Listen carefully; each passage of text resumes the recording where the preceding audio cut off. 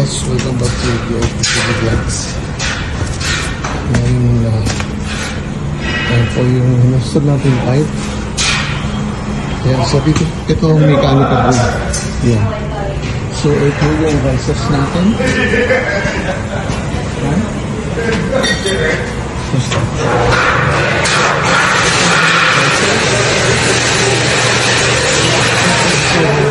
So kailangan niya mag-test. Kasi nasa shop siya, ng shop. So kailangan mag-test bago dito ng kung ano. So pinatesting muna namin yung ito yung up to the point na sa isolation pipe niya. Para just in case na mag-start na silang mag-insulate, sigurado kami na walang leak. And then, pag may leak kasi pag mga dito ka lang scaffolding, i-strip o i-retest. So, walang kasi sa araw. Yan lang, dalawang set, anim yan, so tatlong araw. Ayan po. So, pinapump ko siya ng 100 PSI. It will sit for like 12 hours. Or sometimes pag nagmamadali, alam mo okay na, 3 hours. But usually sa amin, kasi gumagawa kami ng paperwork after this paper test na test namin. So guys, dito sa Aston building. So, pagdating dito sa taas, kailangan may air vent pa. And sa meron ka dapat halos ko.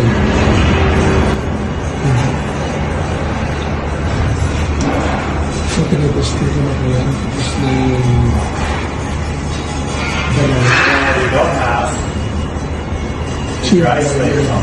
tapos na, isusunod ko na po itong glycol yung nasa outside na dalawa. Oh, but it's not a different zone. It's a leak detector.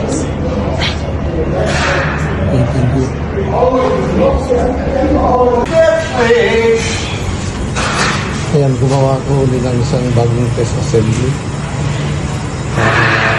Dalawang matitis talaga. Ayan. At saka we-make sure na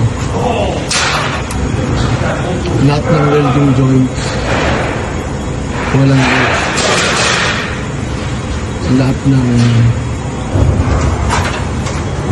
take-offs walang leak. Yung take-offs na per floor. And then after ng isolation valve per floor, kung gaano marami ang heating susupply. Heating glycol saka ito system. Ang steam mo doon mo siya sa kabila.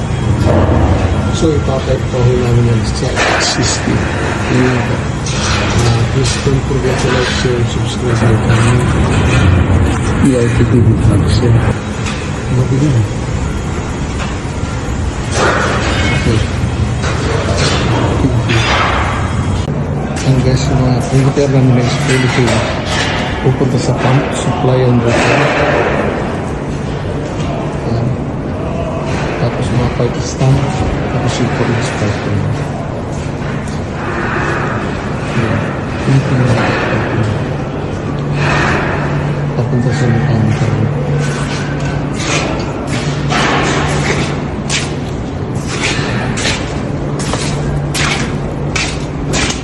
Tapos na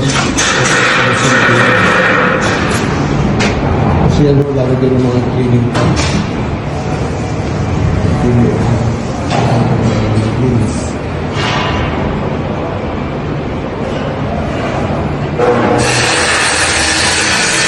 Ito, sila dahil pag pinabuo mo, puro kalsig na nila. Sa dami lang pa.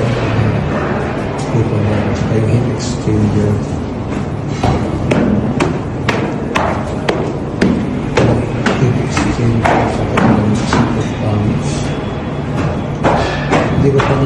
kita yung presyo ng pagkain. Pero sigurado ko tatlo, hindi ako sigurado, tatlo siguro ano, 3 sets of pumps na tigbo dalawa.